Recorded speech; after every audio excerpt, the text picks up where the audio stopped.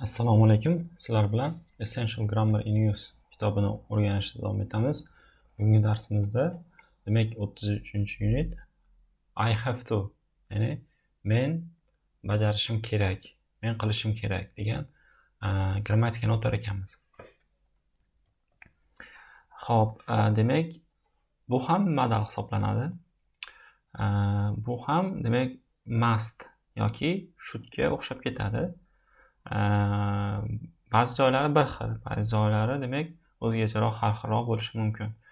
Xo'p, demak gaplarni o'qib tarjima qilamiz, keyin mavzuni tushuntirish qismiga o'tib ketamiz, xudo xolasa. This is my medicine. I have to take it 3 times a day. This is my medicine. I have to take it 3 times a day. Bu meni dorim. Medicine degani marham yoki malham yoki aytaylik dori, sirop degan ma'nosi umumiy tarzda keladi. Shunaqa ma'nosini anglatadi. I have to take it 3 times a day. Meni uni bir kunda 3 marta qabul qilishim kerak yoki bir kunda 3 marta ichib turishim kerak deyapti. Bu yerda ko'ryapsiz, I have to deyapti. I have to take. Bu yerda modal ishlatildi, ya'ni have to degan modal ishlatildi. Bir kunda 3 marta ichib turishim kerak degan demak modal ishlatildi. I have to do it something. Men biron narsani bajarishim kerak. It's necessary for me to do it. Va o'sha narsani bajarish men uchun muhim. I am obliged to do it. Ya'ni men o'sha narsani bajarish meni majburiyatim. Men o'sha narsani bajarishim kerak degan ma'noda. Demak, have to biron narsani bajarishingiz kerak. O'sha narsani bajarish muhim siz uchun va siz o'sha narsani bajarishingiz majburiyatingiz ekan. Tushunarligi, o'sha narsani bajarish siz uchun majburiyat. Endi yasalishiga to'xtaladigan bo'lsak, yasalishi must yoki shouldga nisbatan biroz boshqacharoq. Must yoki shouldda subject qanaqa bo'lishidan qat'iy nazar undan keyin must kelar edi va fe'lni infinitiv shakli kelar edi. Lekin bitta have to da eslaringda bo'lsa, present simple da qanday gaplar tuzardik? Misol uchun I, you, we, they va plural otlardan keyin biz aytaylik negativ yasamoqchi bo'lsak yoki oddiy gap tuzmoqchi bo'lsak, fe'limizga hech qanaqa es yoki s qo'shimchasini qo'shmasdik. Xuddi shunday bo'ladi, lekin bizda do yoki does ishlatilmaydi. Bu yerda o'rniga I, we, you, theydan keyin have to keladi. Bitta have the shakli tarjimasi yoki ega bo'lmoq degan ma'noda emas. Bu yerda endi have to hamisha have to bilan, ya'ni to degan preposition bilan birga keladi. Ikkalasi birga keladi. Kerak degan ma'noni bildiradi va undan keyin fe'limizda infinitiv shakli, hech qanaqa qo'shimcha qo'shmagan shakli keladi. Endi birlik otlardan keyin yoki he, she, it almoshlardan keyin biz has, to degan demak modalni olar ekanmiz. Ikkalasi ham have to bilan bir xil has to, shunchaki subjectga nisbatan biz has to olganimiz uchun demak shakli o'zgarib ketdi va fe'limizda infinitiv shakli kelar ekan. Demak, yasalisi subject plus have yoki has to va fe'limizda infinitiv shakli va gapimizda qolgan qismi kelar ekan. Demak, gaplarni o'qib tarjima qilamiz. I'll be late for work tomorrow. I will be late for work tomorrow. Demak, ertaga ishga kech qolaman. Ertaga ishga kech qolaman. I have to go to dentist. I have to go to dentist. Men tish doktoriga borishim kerak yoki borishim zarur. E'tibor beringlar, men tish doktoriga borishim zarur. Bu yerda have to ni ko'ryapsizlar, ishlatyapti va yasalishida subject keyin have to, has to emas va fe'lda hech qanaqa qo'shimcha qo'shilmagan infinitiv shakli va to'ldiruvchi qismi kelyapti. Endi nimaga have to ishlatdi? Sababi doktorga borishlik, ya'ni tish doktoriga borishlik o'sha odam uchun it's necessary for him to do. Ya'ni for her yoki o'sha tish doktoriga borishlik unga muhimdir. Ya'ni tish og'riyapti, bormasa bo'lmaydi. Va I'm obliged to do it. O'sha narsa meni majburiyatim. Sababi sog'liqni asrash har bitta insonning majburiyati. Xuddi shunday bu yerda have to dan foydalandi. Endi bu yerda ko'ryapmiz, demak must ishlatmayapti. Nimaga must ishlatmayapti? Sababi must ko'pincha demak Personal opinion berishda ham ishlatiladi. Shunaqa degan joyi bor qoidalarda. Ya'ni fikrni aytishda, kimdir shaxsiy fikrini aytishda ham foydalanadi va official rule'lar uchun ham foydalanadi, bilamiz buni. Ya'ni biror bir organizatsiya, tashkilot tomonidan demak chiqarilgan qoidalar, rule'lar uchun ham foydalanadi. Va personal opinion uchun. Lekin have to unchalik personal emas. Bu yerda o'sha vaziyatdan kelib chiqib turib, o'sha vaziyatdagi demak faktga qarab turib aytaylik, siz tishga borishingiz siz fikringiz emas, ya'ni men borishim kerak deb fikr qilmayapsiz. Siz unga majbursiz. Ya'ni majburiyatsiz. Bormasangiz tishingiz og'rig'i kuchayaveradi. Yoki sizda demak battariga demak tishingiz og'raveradi. Borish sizning fikringiz emas, bu sizning majburiyatingiz. Boshqa yo'lingiz yo'q, tish doktoriga borishdan boshqa yo'lingiz yo'q, ya'ni variantingiz yo'q. Borasiz, muolaja qiladi, tish og'rig'idan qutulasiz. Shunaqa. Bu yerda sizning fikringiz emas. Bormasangiz bo'lmaydi va borish siz uchun muhim. Shuning uchun biz bitta have to dan foydalanyapmiz. Masda endi aytadigan bo'lsak, bitta personalroq bo'lishi mumkin. Tushunarli? Aytaylik, it's a fantastic film. Bu juda ham zo'r film. You must see it. Sen uni ko'rishing kerak. Bu yerda kimdir fikrini beryapti. You must see it. Fikrini beryapti. Endi ko'rmasangiz ham hech qanaqa bir yomon joyi yo'q. Tushunarli? Xo'p, ikkinchi gap, Jane starts work at 7 o'clock. Jane 7 da ishini boshlaydi. So she has to get up at 6. Demak, u 6 da demak turishi kerak. Ya'ni uyg'onib turishi kerak. So she has to get up. Ya'ni 6 da turishi kerak. Ya'ni 6 da turishlik Jane uchun majburiyat. Sababi erta turadi. Keyin aytaylik, qaysidir ish harakatlarni bajaradi va ishga ketishi kerak. Agar kech tursa, ishga kech qoladi. Ya'ni erta borishlik u odamning majburiyati. Shuning uchun has to'dan foydalandi. Uchinchi gap, you have to pass a test before you can get a driving license. You have to pass a test before you get a driving license. Siz demak haydovchilik guvohnomasini olishdan oldin testdan o'tishingiz kerak bo'ladi. Siz haydovchilik guvohnomasini olishdan oldin driving license degani prava deb qo'yishadi yoki haydovchilik guvohnomasi to'lig'i. Haydovchilik guvohnomasini olishdan oldin testdan o'tishingiz kerak. Ya'ni pass a test degani testdan o'tish degani. Testdan o'tishingiz kerak. Demak, testdan o'tish siz uchun majburiyat. O'tmasangiz ola olmaysiz, tushunarli? Va bu o'tishlik fakt narsa, tushunarli? Bu hech qanaqa bir personal fikr emas, bu demak fakt bo'lgan narsa. Hop, bu narsa majburiyat. Bir bo'limga o'tamiz. The past, yesterday, last week is had to. Endi biz bu have to ni o'tgan zamonda ham ishlatsak bo'lar ekan. Ya'ni uni o'tgan zamon shakli had to bo'lar ekan. Ya'ni eslangda bo'lsa, have noto'g'ri fe'l bo'lgani uchun uni o'tgan zamon shakli had edi, to'g'rimi? Xuddi shunday, demak have to ni ham o'tgan zamon shakli had to ga o'zgarar ekan. Va fe'limiz infinitiv shaklda, hech qanaqa id olmagan shaklda qoladi. Ya'ni subject plus have to emas, endi had to va fe'lni birinchi hech qanaqa infinitiv olmagan shakli va gapimiz qolgan qismi kelar ekan. Example'larni o'qiymiz. I was late for work yesterday. I was late for work yesterday.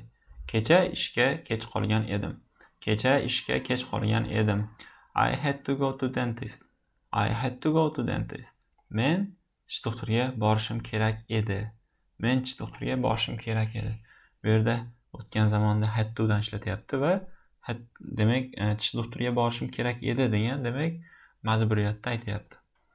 I had to walk home last night. I had to walk home last night. Kecha tunda uyga piyoda borishim kerak edi. I had to walk home last night. There were no buses. Hech qanaqa avtobuslar yo'q edi. Sababi night time'da ko'pincha avtobus bo'lmaydi. Demak, kecha uyga piyoda borishim kerak edi degan gapni aytyapti. Sababi piyoda borish kerak edi degan narsa bu yerda fikr emas. U odamning fikri emas, ya'ni borishim kerak degan fikrga ega emas. Sababi hech qanaqa yo'l qolmagan, variant qolmagan, uyga borish iloji yo'q, piyoda boradi. Avtobus tutayotsa avtobuslar demak ishlamayapti taxminan. Taksilar qimmat yoki kechqurun taksi ishlamayapti deb tasavvur qilaylik. Iloji yo'q, piyoda boradi. Xuddi shunday bu ham had to deyapti va piyoda borishlik uni shaxsiy fikri emas. Bu o'sha vaziyatdan kelib chiqqan holat. C bo'lib o'tamiz. In questions and negatives we use do yoki does. Presentda biz savol shaklida gap tuzmoqchi bo'lsak, do yoki does orqali and did past, ya'ni did orqali o'tgan zamonda savol tuzamiz deyapti. Xo'p, qanday yasalar ekan endi? Yasalishi presentda savol tuzilishda do yoki does va do yoki does subjektga nisbatan olinadi aslida. Misol uchun do'dan keyin I, we, you, they va ko'plik plural otlar. Doesdan keyin he, she, it va singular otlar keladi va have to. E'tibor berasizlar, hech qanaqa has to emas. Idan keyin has to kelyapti, kelish kerak degan qoida yo'q. Sababi has to, have to o'rniga uni oldidagi demak savol yasovchi do doesga o'zgardi. Shuning uchun have to o'zi shaklida qoldi. Va gapimizda fe'li keladi. Demak, negativ shakli qanday bo'ladi? Negativ shakli misol uchun I, we, you, they va don't yoki do not have to keladi. E'tibor berasizlar, subject va have to ni o'rtasida do not yoki don't qisqartirilgan shaklda keladi. Ya'ni kerak emas, shart emas degan ma'noni hosil qilganda. He, she, it va doesn't, endi he, she, itdan keyin doesn't have to keladi. Bular presentda savol va bo'lishsiz gap tuzish edi. O'tgan zamonda savol tuzish va negativ gap tuzish quyidagicha. Did keladi. Diddan keyin istagan subjektni olaveradi. Sababi do yoki does degan demak yordamchi fe'llarimizni o'tgan zamon shakli nima edi? Didga o'zgaradi. Didga o'zgarardi. Shuning uchun bitta shu o'zgardi bo'ldi. Ikkalasini o'tgan zamon shakli bitta did, ya'ni ikkita o'tgan zamon shakli yo'q. Bitta o'tgan zamon shakli bor. Va undan keyin subject va have to keladi. E'tibor berasizlar, have to hech qanaqa had to emas. Va fe'limiz yana birinchi hech qanaqa qo'shimcha bo'lmagan infinitiv shakli keladi. Negativida bo'lsa subject va didn't yoki did not have to fe'lda birinchi shakli kelar ekan. Endi gaplarni o'qiymiz. Xo'p, endi birinchi gapimizda qarasanglar WH bilan gap tuzyapti. What time do you have to go to dentist tomorrow? What time do you have to go to dentist tomorrow? Ertaga soat nechida tish doktoriga borishingiz kerak? Ertaga soat nechida tish doktoriga borishingiz kerak? Does Jane have to work on Sundays? Does Jane have to work on Sundays? Jane yakshanba kunlari ishlash kerakmi? Jane yakshanba kunlari ishlash kerakmi? Bu yerda doesdan foydalandi, sababi Jane bu yerda demak she degan olmoshga teng. What did they yoki they have to leave the party early? What did they have to leave the party early? Demak, nimaga ular bazmni erta tark etish kerak edi? Nimaga bazmdan erta ketish kerak edi? Degan savol tuzilyapti. Negativ gaplar. I don't have to do something. It's not necessary to do it. Endi negativ shakli qanaqa bo'ladi? Men biron narsani qilishim kerak emas va bu narsani qilish men uchun muhim emas deyapti. Ya'ni muhim emas o'sha narsani bajarish deyapti. Misol uchun I'm not working tomorrow. Ertaga ishlamayapman. Qaranglar, bu yerda present continuous for the future. Ya'ni hozirgi davomli zamon kelajak uchun ishlatilgan holat ishlatilyapti. Biz buni demak darslarimizda o'tganmiz. Aynan present continuousda kelasi zamon uchun ishlatilgan holatini bemalol o'sha darsimizga o'tib tomosha qilsanglar bo'ladi. Demak, I'm not working tomorrow, so I don't have to get up early. Demak, men erta turishim shart emas. Bu yerda ko'ryapsizlar, don't have to da biron narsa shart emas. Haligi kerak emas unaqa narsa qilishingiz, unaqa narsa qilishingiz, demak ziyoni yo'q degan ma'noda ishlatiladi. Bu yerda ham ertaga ishlamayapman, taxminan ertaga yakshanba degan xulosaga kelsak, erta turishim shart emas deyapti. Bu degani siz xoh erta turing, xoh erta turmang, farqi yo'q.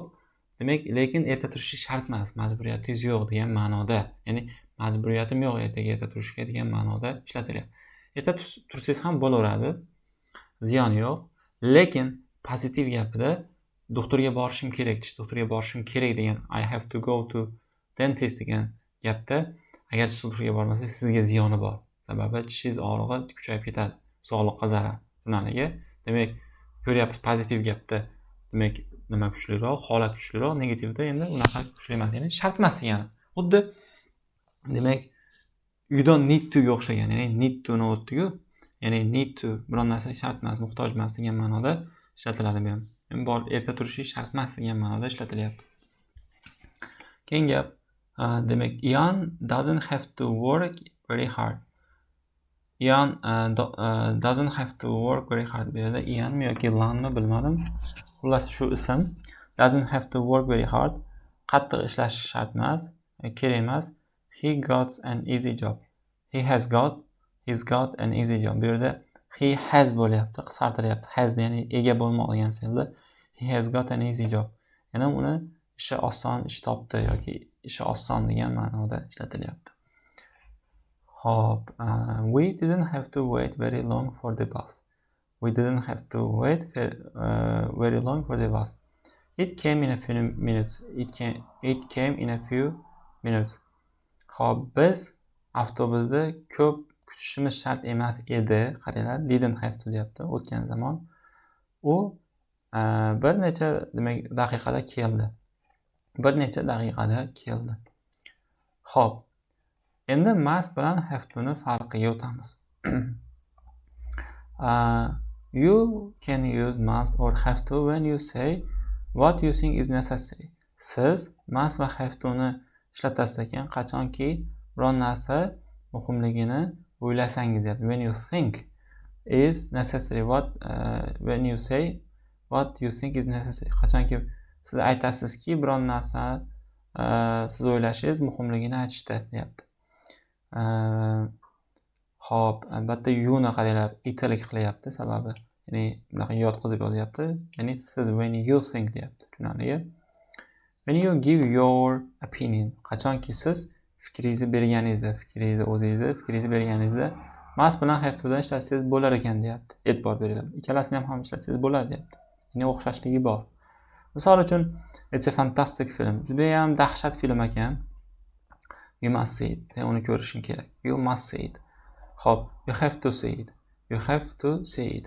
Yoki you have to see it. Ya'ni uni ko'rishing kerak degan ma'noda ishlatilyapti. Tushunarli? You must see it yoki you have to see it. Ikkalasi ham bir xil shaklda ishlatilyapti. Sababi bu yerda siz o'zingizni when you think it's necessary, siz o'ylaysizki o'sha kinoni ko'rish muhimdir. Yoki bu sizni your own opinion yoki bu sizni shaxsiy fikringiz degan ma'noda. Endi when you are not giving your personal opinion, qachonki shaxsiy fikringizni bermayotganingizda deyapti. Qachonki shaxsiy fikringizni when you are not giving your personal opinion, qachonki shaxsiy fikringizni bermayotganingizda use have to deyapti. Not must. Endi have to dan foydalaning deyapti ko'pincha. Ikkalasi ham ba'zida shaxsiy ikkalasida fikringizni berayotganingizda have to dan yoki must dan foydalansangiz bo'ladi, lekin o'zingizni demak fikringizni bermayotganingizda deyapti. Demak must dan emas endi deyapti. Bermayotganingizda must dan emas, have to dan foydalaning deyapti. Tushunarli? Ya'ni have to ko'pincha asosan demak must dan farqi fikrda emas, o'sha holatda bo'ladi. Tushunarli? Holatga qarab turib. Mana misol uchun chiziq turga borishingiz sizni fikringiz emas. O'sha holatdan kelib chiqqan vaziyatsiz bormasiz, sizga zarar. To'g'ri? Lekin bu yerda aytaylik, misol uchun kinoni ko'rishing kerak deb turib you must see it deyapti. Kimdir? U o'zini fikrini aytayapti. Tushunarli? Ya'ni must see degani uni fikri. Have to dan ham aytsam uni fikri, ikkalasi ham ishlatilaveradi, lekin ko'rmasangiz ham bo'laveradi. Tushunarli? Hech qanaqa zarari yo'q. Compare deyapti. Endi gaplarni o'qib o'rgan olamiz yana. Jane won't be at work this afternoon. Jane won't be at work this afternoon. Bu yerda won't, will not, ya'ni kelasi zamon uchun ishlatilyapti. Jane demak bugun demak ya'ni abitdan keyin ishda bo'lmaydi. Jane demak abitdan keyin ishda bo'lmaydi. She has to go to the doctor. She has to go to the doctor. U doktorga borishi kerak. U doktorga borishi kerak deyapti. Endi qavs ichida this is not my personal opinion. Bu meni shaxsiy, demak meni fikrim emas. It's a fact. Bu fakt deyapti. Ya'ni bu aniq bitta narsa. Sababchi doktorga borish kerak. Bu fakt deyapti. Tushunarlimi? Ya'ni bu yerda odam she has to bilan gapni uzyapti. U o'zini fikrini ifodalamayapti bu yerda. Bu yerda Jane holatidan kelib chiqib turib, doktorga borish kerak. Agar bormasa, tishi battariga og'rig'i kuchayaveradi degan ma'noda aytyapti. Jane isn't well. Jane yaxshi emas. O'zini yaxshi his qilmayapti degan ma'noda yoki she doesn't want to go to the doctor. She doesn't want to go to doctor. U doktorga borishni xohlamaydi yoki xohlamayapti. But I told her she must go. Lekin men unga aytdimki, u borishi kerak deb aytdim. This is my personal opinion. Bu meni shaxsiy fikrim deyapti. Tushunarlimi? Endi bu meni shaxsiy fikrim. Lekin Jane o'zi xohlamayapti. Ya'ni Jane o'zi biror bir tish doktoriga emas, endi aytaylik, doktorga borish ko'rinishni xohlamayapti. Taxmin aytaylik, birorda bir doktorga borib, o'zingizni tekshirtirib, yaxshimanmi, hammasi yaxshimi degan ma'noda doktorga borasiz, hech qanaqa og'riq bo'lmayotgan bo'lsa ham yoki boshqa bo'lmasa ham yoki aytaylik stress bo'ldingiz. Aytaylik, oddiy stress bo'ldi. Nimagadir ishtahid bo'lmayapti 1-2 kundan beri. Doktorga biror bir doktorga borib ko'rinishingiz demak shart emas, to'g'rimi? U o'tib ketadi shunaqa nimalar. Lekin o'zingizni aytaylik yomon his qilyapsiz. Aytaylik kayfiyatingiz yo'qroq, balkim ishingizda qanaqadir muammo bo'lgandir yoki o'qishda biror bir muammo bo'lgandir. Xuddi shunaqa holat. Do'stingiz aytayaptiki, o'zingiz xohlamayapsiz doktorga borib ko'rinishni. Do'stingiz aytayaptiki, sen borishing kerak deyapti. Ya'ni o'zini fikrini aytayapti. Tushunarlimi? Xuddi shu yer. Lekin tishingiz og'rib turibdi. Iloji yo'q bormaslikdan. O'zingizdan borishni xohlayapsiz. Fakt bu. Unda have to dan foydalanib ekansiz. Demak, darsimiz shu yerda o'z nihoyasiga yetadi. E'tiboringlar uchun rahmat. Keyingi darslarda uchrashguncha sog' bo'ling, omon bo'ling.